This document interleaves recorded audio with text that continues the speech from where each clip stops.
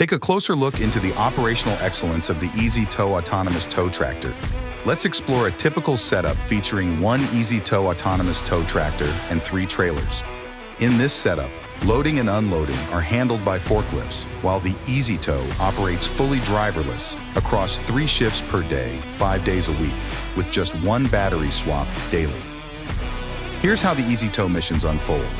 At Station 1, the EZTow begins its journey by precisely loading receptacles onto trailers.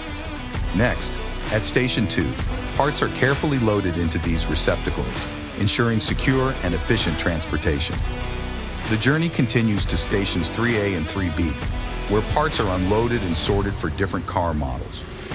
Now for the results: 250 kilometers traveled weekly, 140 total laps per week, 420 missions executed. This streamlined operation results in enhanced production efficiency and minimized downtime.